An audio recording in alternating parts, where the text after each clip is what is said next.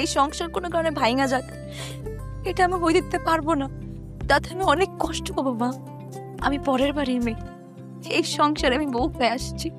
দরকার হলে আপনাদের সকল দোষ আমি আমার কাঁধে নিয়ে চলে যাব। তারপরও আমি আমার স্বামীর বাবা মা বোনদের কষ্ট পাইতে দিব না।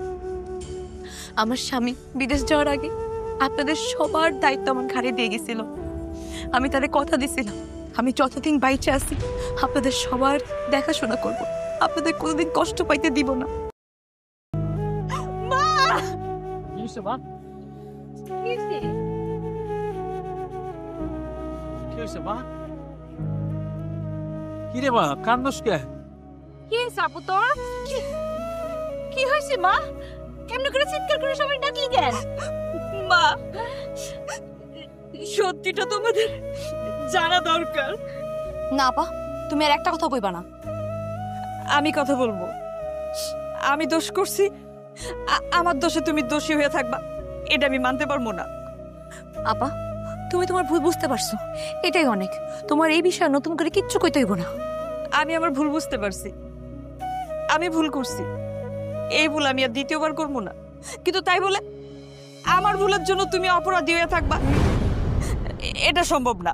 আরে কি মুশকিল, তোরা এরকম ঘুরে পেঁচে কথা কইতেছিস কেন? কি হয়েছে সেটা সোজাসুজি করে ক। আব্বা, আমি অন্তঃসত্ত্বা না, এটা সত্যি। কিন্তু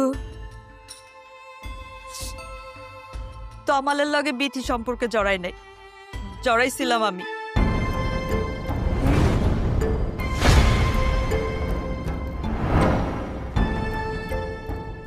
শোনো আপা, আমি বাড়িতে যা যা যা কমু, তুমি শুধু আমার সাথে তালে তাল মিলাবা। তুমি আমার জন্য এত কিছু কেন করতেছি? এই যে আমার হসপিটালে নিয়ে গেলা, আবার কি কি প্ল্যান করতেছে? তোমার সংসার বাঁচানোর জন্য আপা। যেই আমি তোমার সংসার থেকে বাইরে করতে চাইছি, তোমার সংসার নষ্ট করতে চাইছি, আমার সংসার বাঁচানোর লেগে তুমি এত কষ্ট করতেছো? এটা আমার দায়িত্ব আপা। তুমি আমার বোন, তোমার ভাই তোমার জীবনের, তোমার সংসারের সকল দায়িত্ব আমার উপর দিয়ে গেছে। তোমার ভাই বিদেশে গিয়ে টাকা ইনকাম করে, সেই টাকা আমাদের জন্য পাঠায়, আর সেই টাকা এখানে বসে বসে আরামায়েশ করে আমি যদি সংসারটাই না সামলাইতে পারি আপা, আমি তোমার ভাইরে কি স্বভাব দিই?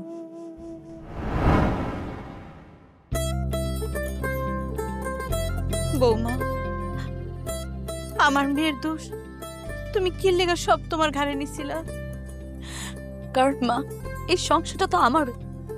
এই সংসার কোনো কারণে ভাঙা যাক, এটা আমি বই দিতে পারবো না। তাতে আমি অনেক কষ্ট পাবো মা। আমি পরের বাড়ির মেয়ে,